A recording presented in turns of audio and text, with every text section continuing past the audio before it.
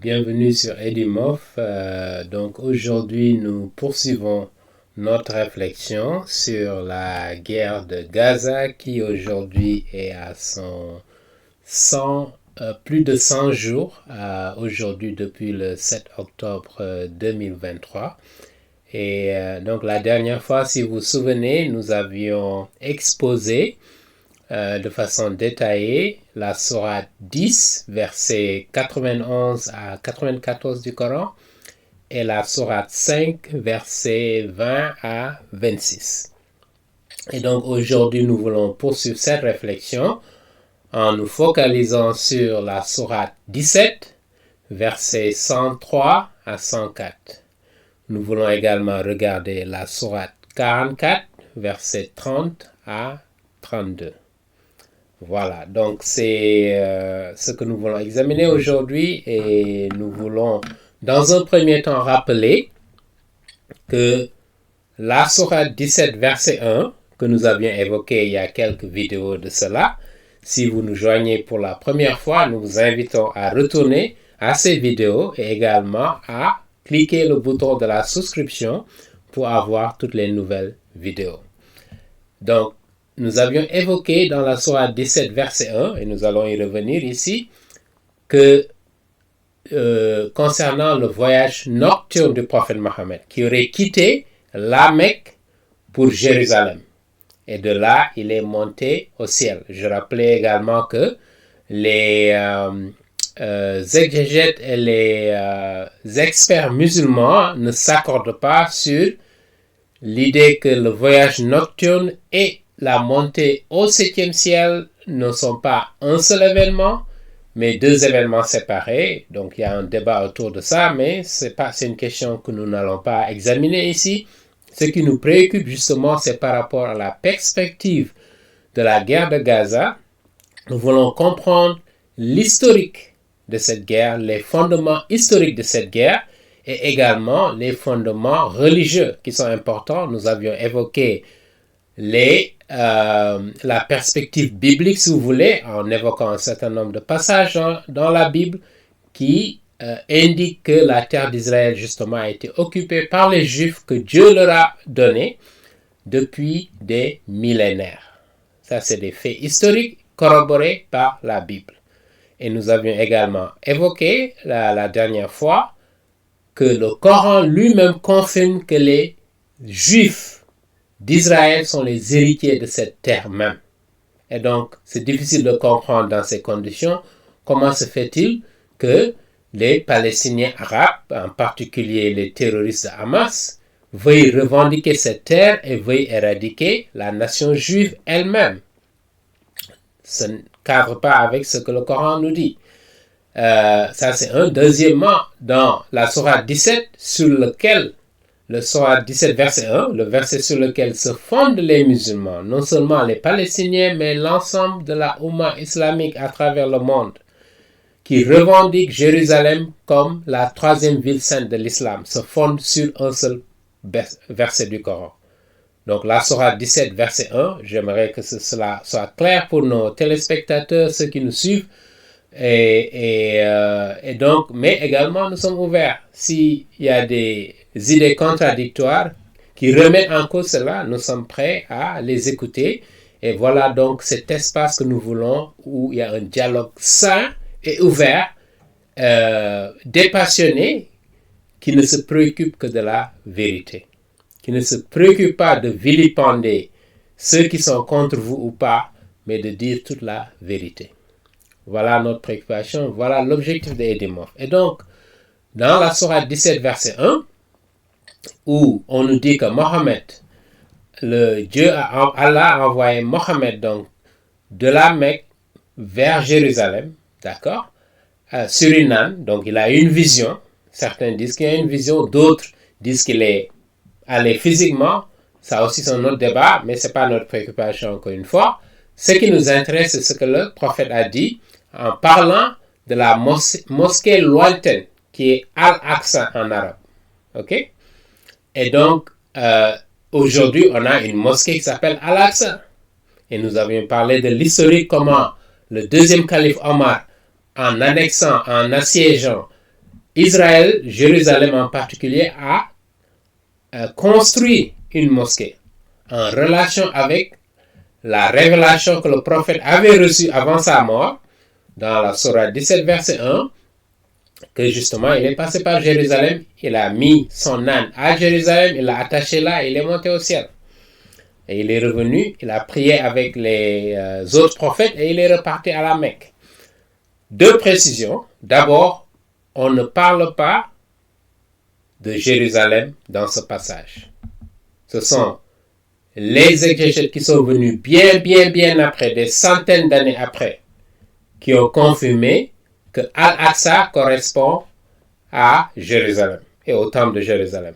Ce n'est pas précisé dans le Coran. Donc je voulais juste rappeler cela. D'accord? Le Coran qui est du 7e siècle, mais ce n'est qu'à partir du 9e, voire du 10e siècle, que cette information-là est confirmée. D'accord? Donc ça, c'est important de le préciser. Deuxièmement, même la ville de la Mecque, la mosquée de la Mecque, n'est pas précisée dans le Coran. Je le rappelle encore une fois. D'accord? Masjid al-Haram, dont les musulmans nous disent que c'est la Mecque, ça ne se trouve pas dans le Coran. Ça mentionne simplement la mosquée sacrée. D'accord? On ne mentionne pas la Mecque là, je voudrais le préciser.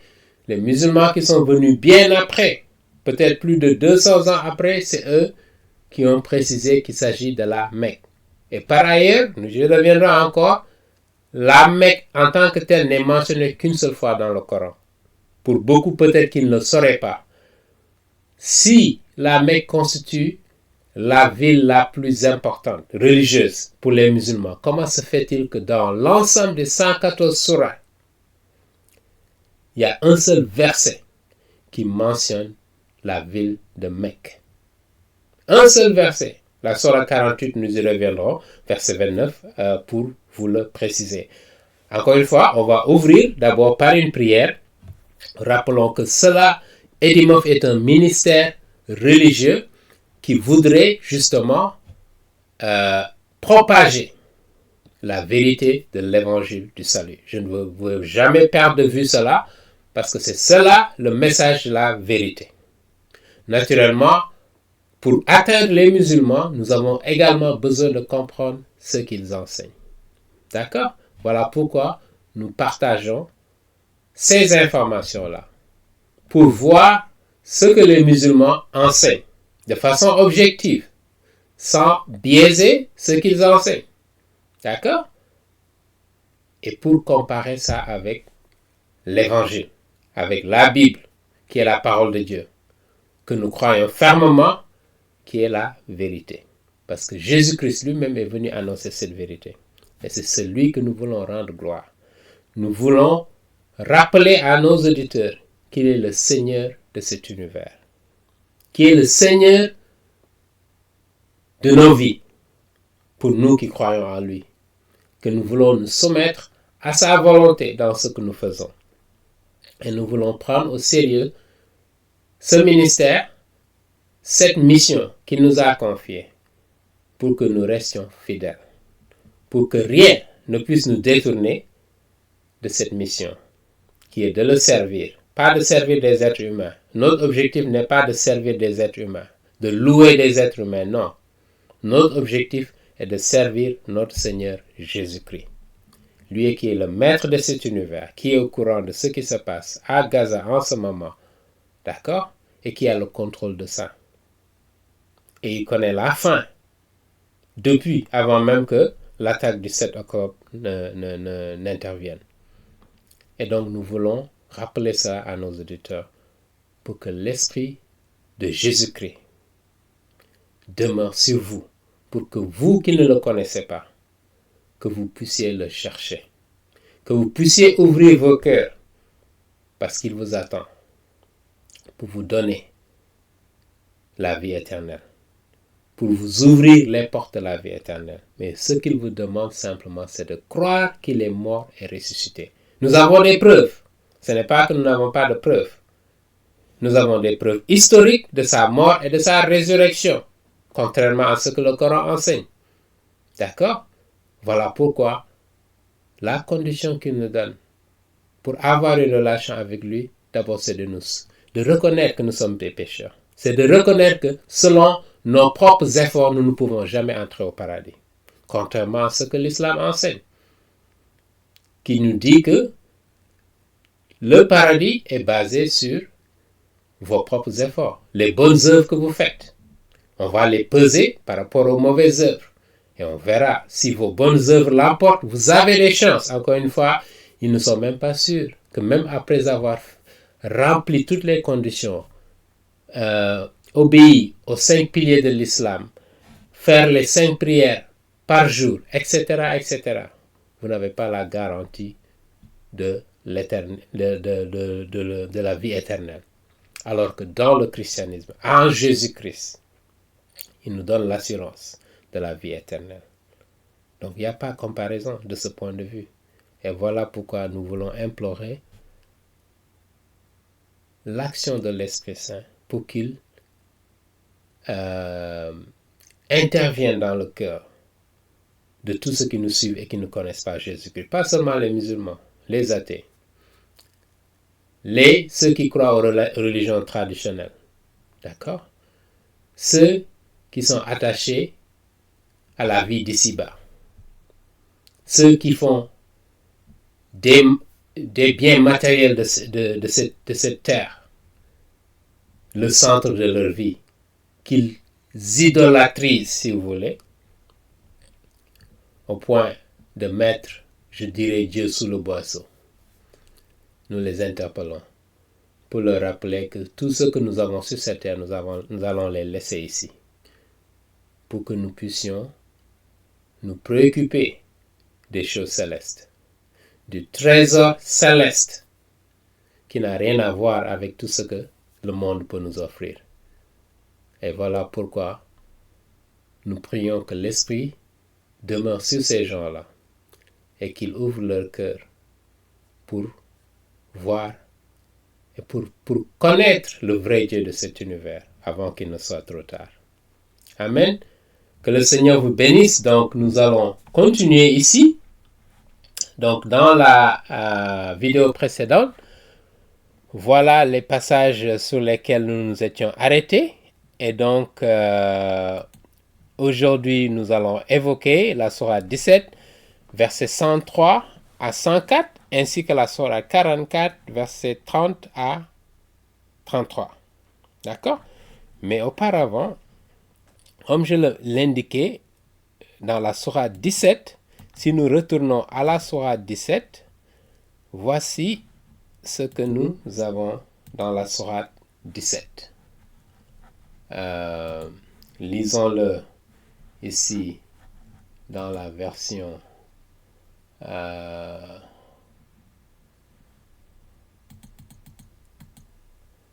ok, lisons-le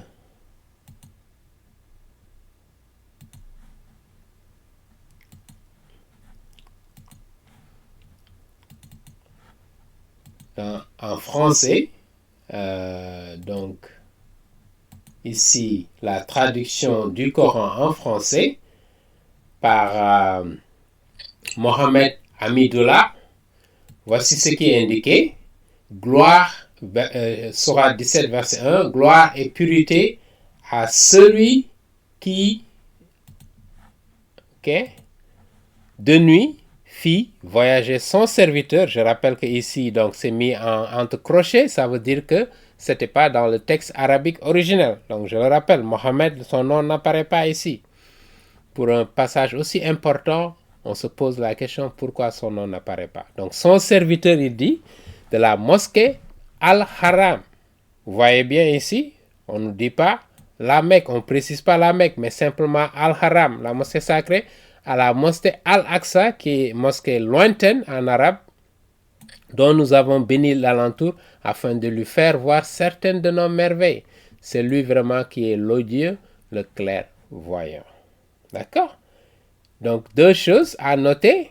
Premièrement, le nom du serviteur n'est pas précisé. D'accord? Les musulmans supposent que c'est Mohammed, Mais cela n'est venu que plus de 100 ou 200 ans après la mort du prophète. Et ça pose problème. D'accord? Ça, c'est un. Deuxièmement, la mosquée sacrée de la Mecque n'est pas mentionnée. La ville de la Mecque n'est pas mentionnée ici. D'accord? Comment se fait-il? Si la Mecque est la première ville sainte de l'islam, on devrait pouvoir retrouver le nom de la Mecque plusieurs fois dans le Coran. Et je rappelle au passage que c'est seulement dans un passage, un verset du Coran, uniquement qu'on retrouve le nom, la ville Mecque. Et ça pose problème. C'est quand même curieux, musulmans, une question qu'on vous pose. La ville la plus sainte, c'est comme si je disais Jérusalem, n'apparaît dans l'Ancien Testament que 5 fois. Ça allait poser problème parce que Jérusalem, c'est une ville importante, sacrée. On ne peut même pas se rappeler combien de fois le nom Jérusalem apparaît dans l'Ancien Testament. Je ne parle même pas du Nouveau. Peut-être plus de 500 fois. Dans le Nouveau Testament, n'en parlons pas. Peut-être aussi plus de 500 fois. Je n'ai plus les statistiques, mais je vais le vérifier. Donc ça pose problème. Pour une ville qui est aussi importante, on ne voit pas le nom de cette ville mentionné. Il faut attendre 200 ans après la mort du prophète Mohammed pour voir que c'est indiqué.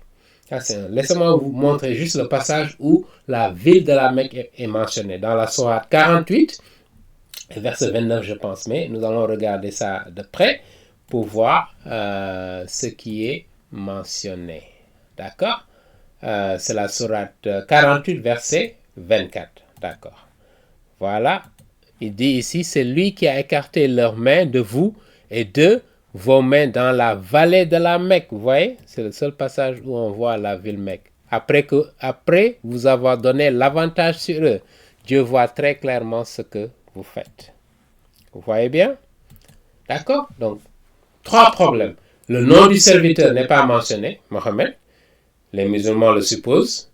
Deuxièmement, la ville de la Mecque n'est pas mentionnée. Troisièmement, la ville de Jérusalem n'est pas mentionnée. Et les commentateurs nous disent que Mohammed a prié dans le temple. Et pourtant, lorsque Mohammed était en vie, le temple était déjà en ruine, détruit, c'était que des pierres. Parce que Jésus-Christ, au 1er siècle, l'avait prophétisé avant sa mort. D'accord? Dans les derniers chapitres des évangiles, Luc, Marc et Matthieu, on a référence spécifique à cela où il l'a prophétisé. Et c'est seulement en l'an 70, donc 40 ans après la mort de Christ, près de 40 ans, d'accord, qu'on a assisté à la destruction du temple de Jérusalem pour de bon jusqu'à aujourd'hui, au 21e siècle, au moment où nous vous parlons, en 2024. C'est extraordinaire. Et ça n'a rien à voir avec le Coran. Le Coran ne peut pas nous fournir de telles preuves. Ça, simplement, ça suffit comme preuve pour confirmer, corroborer que la Bible est la parole de Dieu. Juste ça, juste ce passage dans les évangiles où Jésus-Christ prophétise la destruction du temple de Jérusalem en ruine. Il ne restera pas pierre. C'est comme ça qu'il l'a dit dans Matthieu 24, chapitre 24. Et on n'a pas le temps, vous pouvez aller lire ça par exemple. D'accord? Ou dans l'évangile de Luc, je pense Luc 21, etc. D'accord? Donc maintenant, entamons le passage 17, toujours dans le Coran, qui confirme que les Juifs sont les héritiers de la terre d'Israël, que les gens de Hamas et les musulmans en général revendiquent en ce moment. Donc pour vous donner cette perspective historique qu'il est important d'avoir pour comprendre ce qui se passe. D'accord? Au-delà des enjeux militaires, géostratégiques, économiques, ces enjeux spirituels sont même beaucoup plus importants. Voilà pourquoi nous voulons mettre l'accent dessus. D'accord? Continuons donc. Nous allons continuer le commentaire de Ibn Kathir. Ibn Kathir, donc, qui est ce théologien musulman du XIVe siècle, qui est sunni et qui nous donne un peu le contexte de cette sourate 17, versets 103 et 104. Lisons de près. D'accord? Regardons ce qu'il nous dit. Il nous dit ici, nous avons fourni à Moïse 9 preuves indiscutables. Il nous dit, interroge à ce sujet les fils d'Israël. Lorsque Moïse se présenta à Pharaon, celui-ci l'accueillit par ces mots. Tu as l'air d'un halluciné. Ça, c'est le verset 101. Tu sais bien, Pharaon, répondit Moïse, que des preuves aussi évidentes ne peuvent émaner que du Maître des cieux et de la terre. Je crois ta perte irrémédiable. Verset 102. Maintenant, verset 103. Pharaon voulut chasser les enfants d'Israël du pays. Nous l'engloutîmes sous les eaux. Donc ici, le Coran dit qu'ils ont englouti le pharaon sous les eaux, ainsi que ses partisans. On verra que dans d'autres passages, on nous dit qu'il n'était pas mort. Nous dîmes aux enfants d'Israël, fixez-vous dans ce pays. Lorsque viendra le jour du jugement dernier, nous vous rassemblerons tous. D'accord? Maintenant, regardons le commentaire de Ibn Kathir.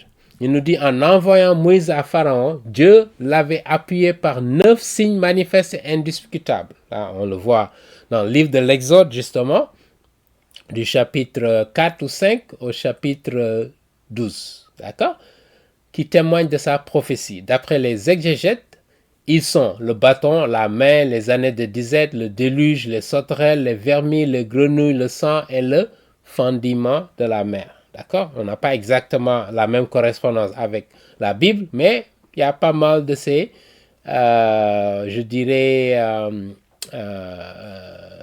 de ces fléaux qui se sont abattus sur les Égyptiens. Ok? Mais les gens incrédules, Pharaon et son peuple, s'obstinèrent dans le superbe étang de l'engeance des rebelles. Donc la sourate 7, verset 133. Malgré qu'ils ont vu de leurs propres yeux tous ces signes se produire devant eux. Dieu fit connaître à son prophète, Mohammed, comme le peuple de Pharaon qui persévérera dans l'incrédulité, si nous avions répondu aux exigences de ceux qui t'ont demandé, entre autres choses, de faire jaillir de la terre une source, ils n'auraient jamais cru, à moins que Dieu ne le veuille. Donc Pharaon n'a fait que répondre à Moïse. Tu as l'air d'un halluciné encercelé, ou, suivant une autre interprétation, tu n'es qu'un sorcier.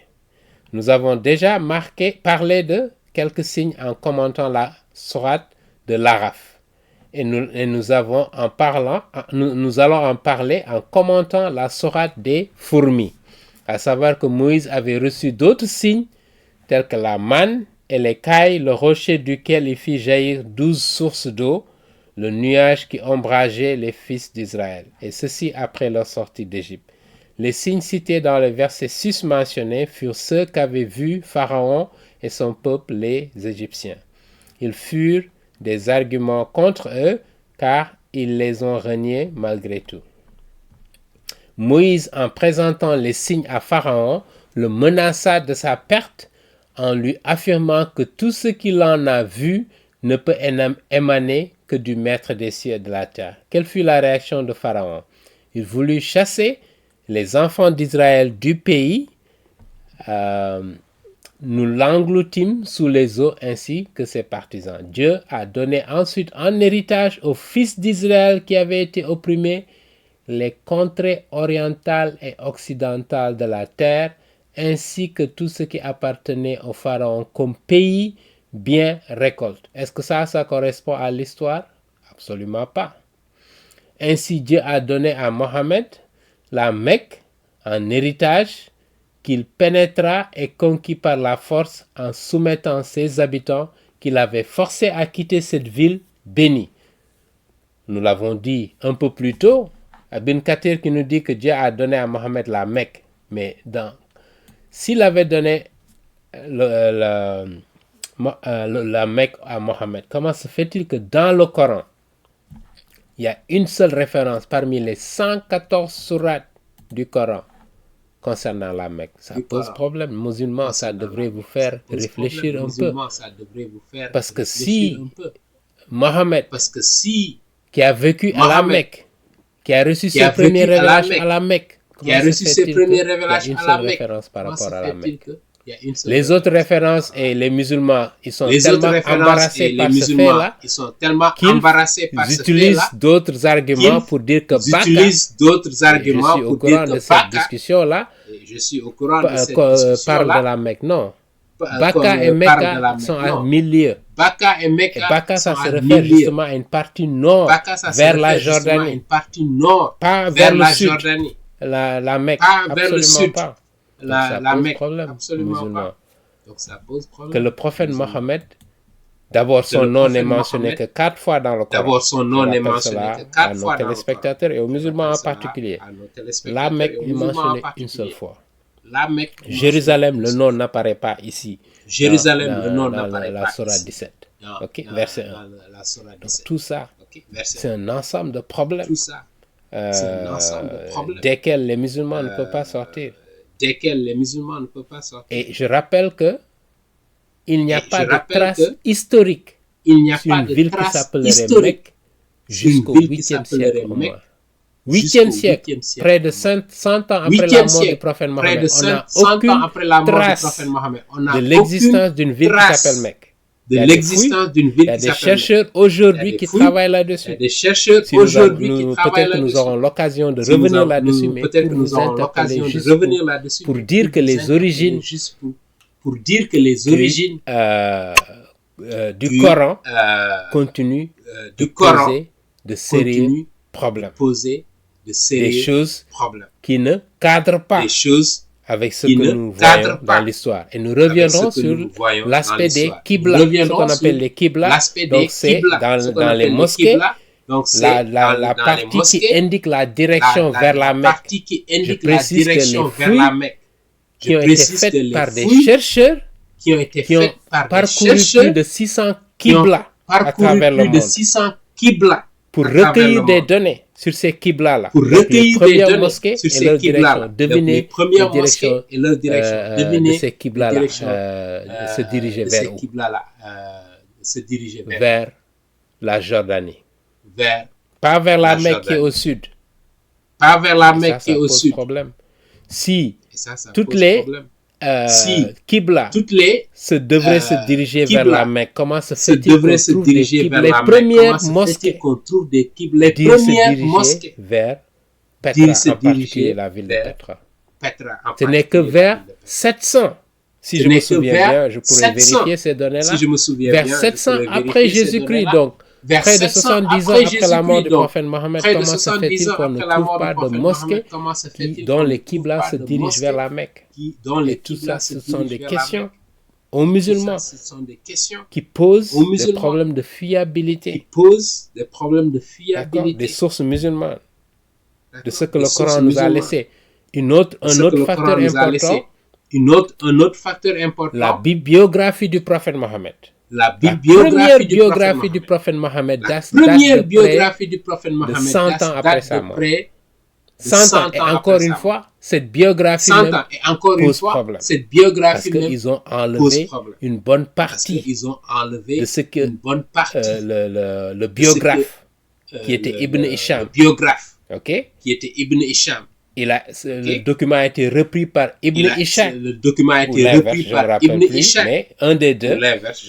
Et c'est cette version qui a été édulcorée, qui a été complètement retravaillée, révisée, enlevée, le précise même. C'est cette version-là que nous avons, qui est la première biographie disponible du prophète Mohammed, 100 ans après sa mort. Comparez ça avec les évangiles. Les évangiles ont été écrits près de 20 à 30 ans après la mort de Jésus-Christ. Les premiers évangiles, l'évangile de Marc. L'évangile de Marc a été écrit très tôt. L'évangile de Matthieu également. L'évangile de Luc, on a des preuves historiques, aurait été écrit pas avant l'an 65. Pas avant l'an 65. Pas après du moins. Pas après l'an 65. C'est le troisième évangile. Comparé à l'évangile de Marc et l'évangile de Matthieu. Ce qui veut dire que, donc, si Jésus est mort en l'an 33, et si l'évangile de Luc a été écrit vers l'an, a été écrit au plus tard, l'an 65, lorsque Paul a été crucifié, d'accord? Paul a été exécuté du moins. Après Jésus-Christ, d'accord? Donc c'est quoi? 33 et 65, c'est quoi? Je dirais 32 ans. 32 ans au plus le troisième évangile. Au plus. Le premier évangile aurait été écrit avant. Le premier évangile aurait été écrit avant Marc. Donc je dirais Matthieu après 20 ans simplement. Marc. Donc je dirais nous avons cette information confirmée historiquement. Donc rien à voir avec le Coran. Le Coran déjà, les manuscrits qui existent aujourd'hui. Les manuscrits qui existent aujourd'hui. 9e siècle, 10e siècle, 11e siècle. 9e siècle, on ne retrouve pas les manuscrits de Othman là dont on nous parle. On nous dit que ça a été complété vers 650 après Jésus-Christ, 20 ans après la mort du prophète Mohammed. On ne les voit pas. Ils n'existent pas jusqu'à aujourd'hui. Vous comprenez? Donc ça pose problème pour l'islam. On continue. Donc ici, donc je faisais référence à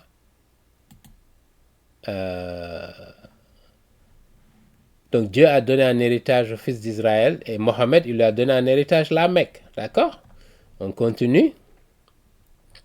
Et donc ici, ce n'est pas en vain que nous avons envoyé ce Coran. Il est l'expression de la vérité pour toi. Ta mission se borne à annoncer et à avertir. Parlant de Mohammed, nous avons révélé le livre verset par verset pour que tu les récites au fur et à mesure. D'accord? Nous n'allons pas insister dessus. On voulait juste faire référence justement aux fils d'Israël. D'accord?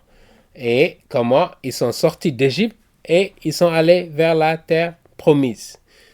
Regardons maintenant la sourate 44.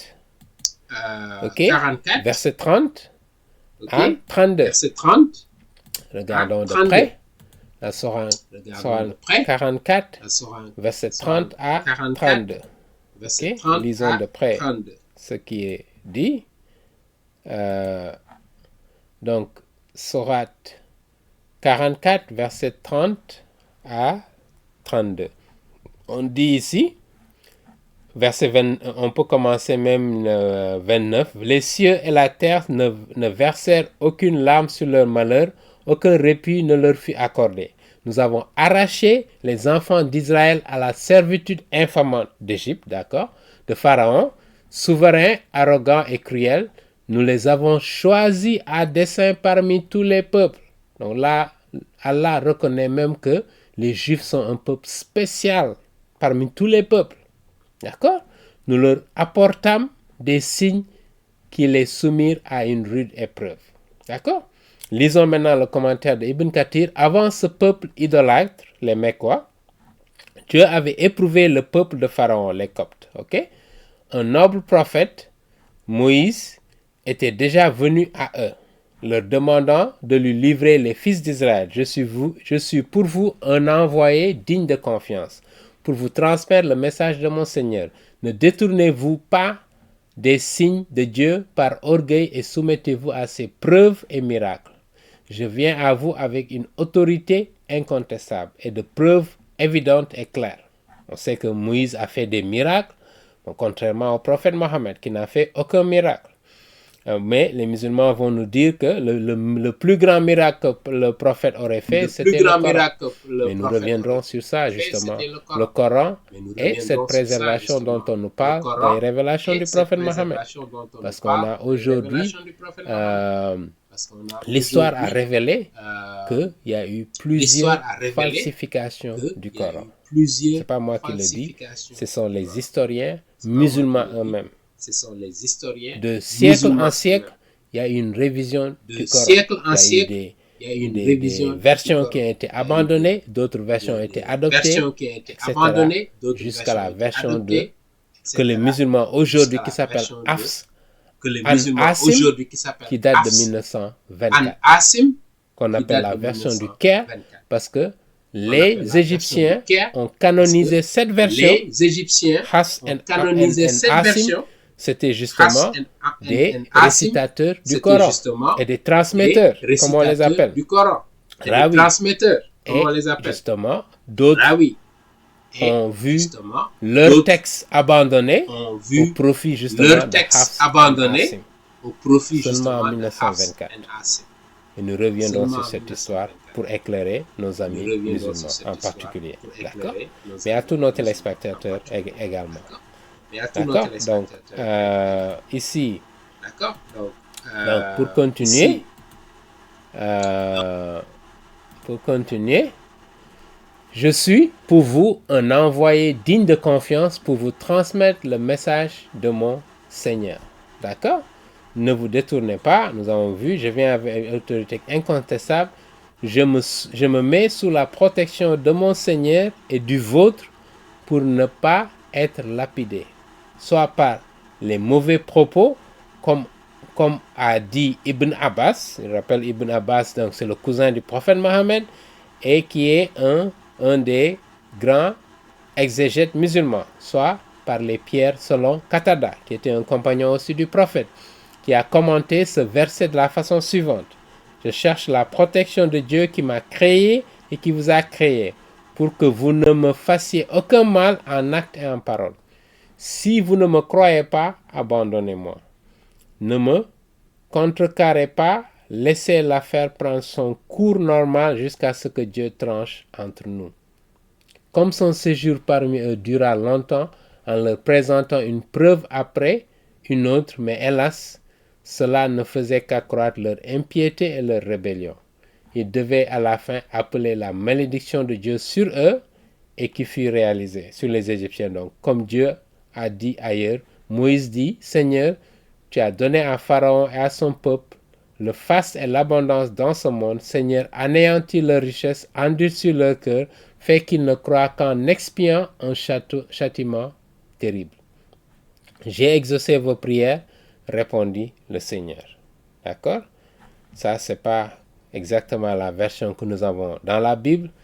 Comme son séjour parmi eux dura longtemps, quand il a eu 40 ans, la Bible nous dit, Moïse est parti parce que, justement, Pharaon menaçait de le tuer. Parce que rappelez-vous qu'il a grandi dans la cour de Pharaon.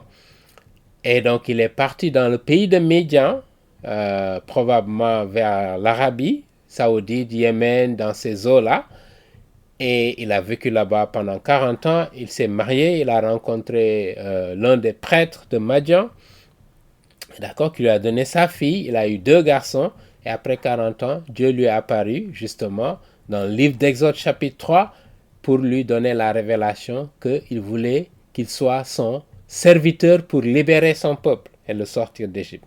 Bon, ce n'est pas exactement ce que le Coran nous dit ici. D'accord?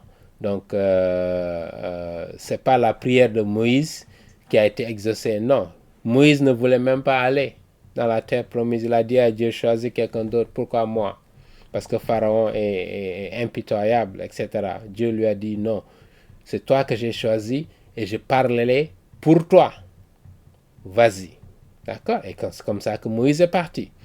Donc, Dieu ordonne à Moïse de quitter l'Égypte avec les fils d'Israël sans attendre la permission de Pharaon. Pars de nuit avec mes serviteurs, vous serez poursuivis. Comme il a dit dans un autre verset, nous suggérâmes alors à Moïse de quitter le pays avec nos serviteurs. Ouvre-leur un chemin à travers les flots, lui commandâmes nous.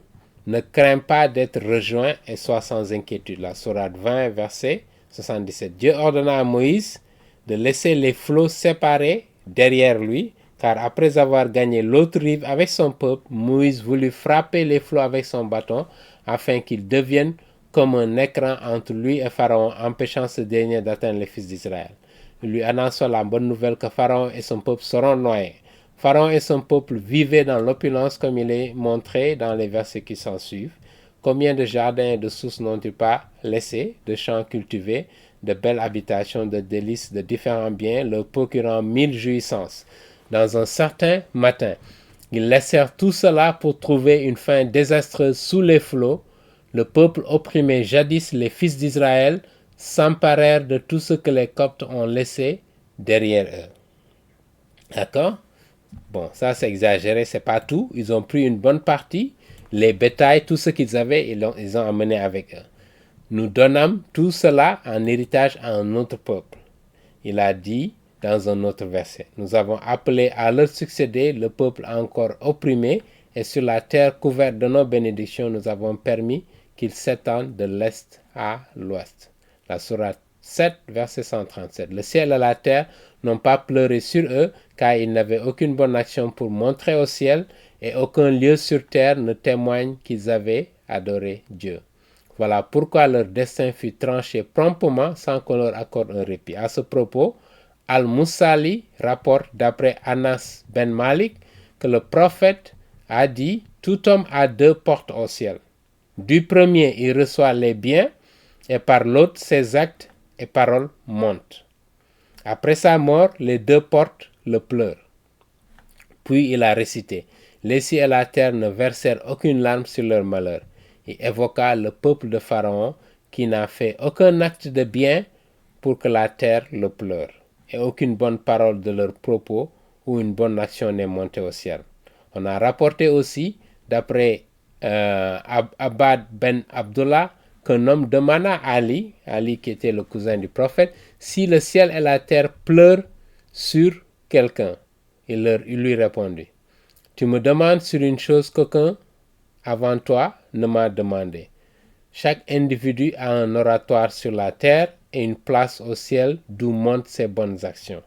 Or, le peuple de Pharaon n'avait aucune bonne œuvre sur terre pour monter au ciel. Puis Ali récita, les cieux et la terre ne versèrent aucune larme sur leur malheur. Mujahid a dit, à la mort du croyant, les cieux et la terre poursuivent sur lui 40 jours. On lui demanda, la terre pleure-t-elle? Il répondit, trouves-tu cela étonnant? Pourquoi la terre ne pleure-t-elle pas sur une personne qui a tant rempli ses coins par les inclinaisons et les prosternations? Et pourquoi les cieux ne pleurent-ils pas alors que dans son vivant, ses glorifications et ses louanges, il produisait comme un bourdonnement d'abeilles? Nous avons arraché les enfants d'Israël à la servitude infamante de Pharaon, souverain arrogant et cruel. Ce fut une des faveurs que Dieu a octroyées aux fils d'Israël en les sauvant de la tyrannie et de la cruauté de Pharaon qui les a soumis à la servitude et à l'humiliation. Il était hautain et impie en même temps. À cette époque, Dieu a choisi les enfants d'Israël sciemment parmi les peuples de l'univers. Ça encore, ce sont les exégètes musulmans qui le rappellent. Donc Dieu a choisi les Juifs parmi les peuples de l'univers. Nous leur apportâmes des signes qui les soumirent à une rude épreuve et des miracles qui constituent des preuves claires, évidentes, sans qu'elles soient un sujet à discussion pour ceux qui veulent être bien dirigés.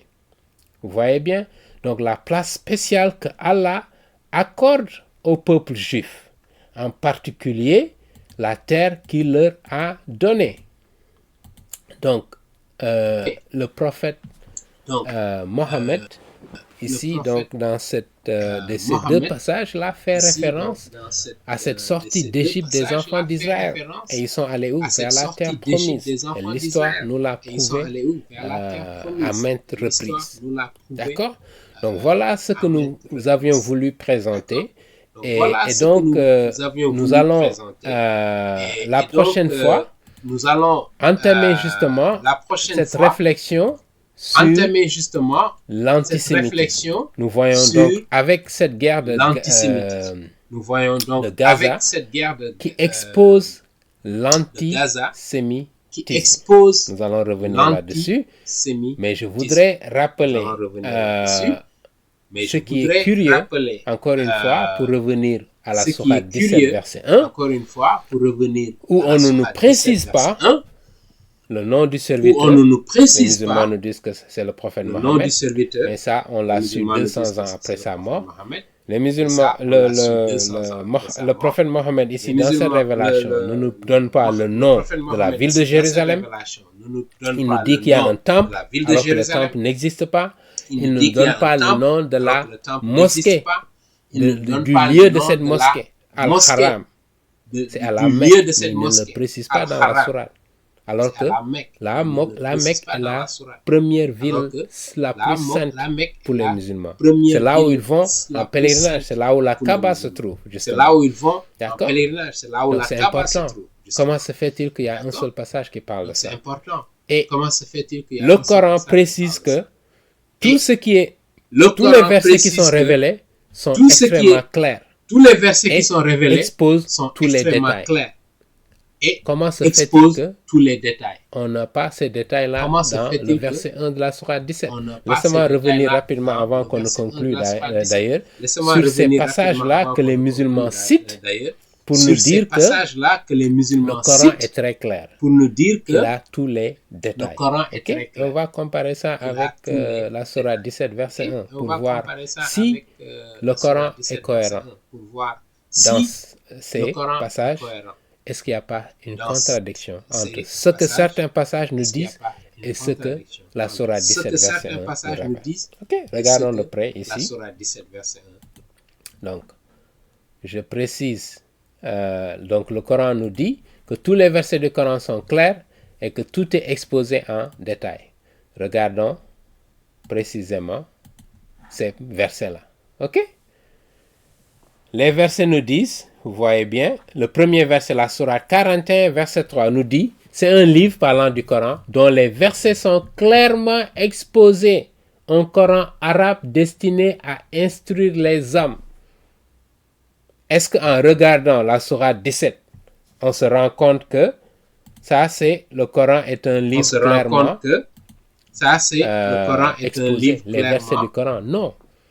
Le verset 1, s'il y a un Coran, s'il y a un verset flou, le qui n'est verset pas 1, clair, s'il y a qui un ne donne Coran, pas de s'il y a un précision verset et flou, qui n'est pas euh, clair, qui ne donne pas de historiquement, précision et qui est faux, historiquement qui ne correspond pas à la réalité, faux, c'est qui le n'est pas, verset qui ne 1 correspond de pas la à la Sourate réalité, 17. c'est le verset 1. D'accord? Mais la Sourate 41, verset 3, nous dit que le Coran a des versets qui sont clairement exposés. Le Coran D'accord? a des versets qui ont Regardons la Sourate 6, verset 114, pour voir Regardons la ensemble, Sourate 6. ok, ce que ça nous dit. Chercherai-je un autre juge que Dieu? C'est lui qui fait descendre sur vous le livre, parlant du Coran, pleinement explicite. Pleinement explicite. Est-ce que la Sourate 17, verset 1 est explicite? Et ça, c'est juste un exemple. Je pourrais vous citer près d'une vingtaine ou même plus de versets qui sont extrêmement flous, d'accord, qui posent problème et qui contredisent d'autres passages.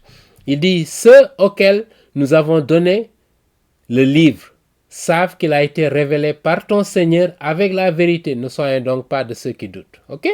Un autre passage, la Sourate 11, verset 1, Alif Lam Ra, qu'on voit dans plusieurs passages de début. Voici un livre dont les versets ont été arrêtés puis exposés, venant d'un sage instruit de tout. Instruit de tout. Donc un livre dont les versets sont clairs, exposés avec beaucoup de détails. La Sourate 15, verset 1, nous dit la même chose. Voici les versets du livre qui est le Coran, et d'une lecture explicite pour dire qu'il n'y a pas ambiguïté. Tout est clair dans le Coran. Mais est-ce que c'est ce qu'on voit? On ne donne pas le nom du serviteur dans la Sourate 17, verset 1. Du serviteur. On ne donne pas le nom de la ville sainte, Al-Haram, la Mecque, ne se trouve pas là. Le nom de la on ville ne donne sainte, pas le nom Al-Haram, de la ville de Jérusalem dans cette sourate. On ne donne pas le nom de la ville de Jérusalem dans cette sourate. Mohammed est allé prier dans le temple. Lui qui même croyait que le temple était toujours en existence, alors que ça a été détruit 600 ans avant. Je dirais, disons 500 et quelques avant la naissance du prophète Mohammed. Disons 500 et quelques. Précisément 500 ans d'ailleurs, avant la naissance du prophète Mohammed. Précisément 500 ans d'ailleurs. Donc, ça pose problème. Donc, et quand on voit les terroristes de Hamas revendiquer Jérusalem comme étant leur ville sainte, sur la base d'un passage qui est le plus ambigu, l'un des passages les plus ambigus du Coran, qui est le plus un passage dont l'historicité est dont l'historicité et un passage qui ne précise pas toutes ces villes-là dont on nous parle. Et un passage qui ne et le Coran nous dit que c'est le livre le plus explicite, qui a la lecture la plus explicite. Les versets sont clairs, extrêmement les versets sont clairs, précisés. Ça pose problème. D'accord? On termine. Verset 12, chapitre 12 du moins, verset 111. Voici ce qui est dit. Certes, l'histoire des envoyés contient des enseignements pour les hommes doués d'intelligence. Il ne s'agit pas d'un récit inventé, mais de la confirmation des révélations intérieures. Ça, nous avons consacré beaucoup de vidéos pour dire que le Coran confirme les révélations antérieures qui sont la Torah et les évangiles. Mais lorsque nous lisons les évangiles et la Torah, ils contredisent les enseignements du Coran. En particulier, la mort et la résurrection de Jésus-Christ sont contredits dans le Coran.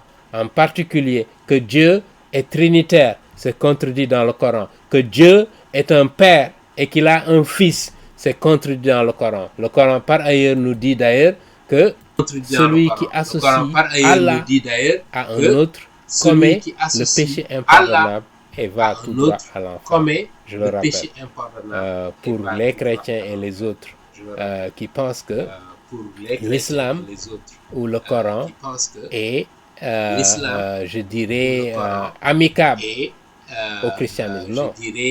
L'islam est venu pour détruire. Quand je parle d'islam, je ne parle pas des musulmans. Donc, faites la distinction. Je ne m'adresse pas à des musulmans, à des individus.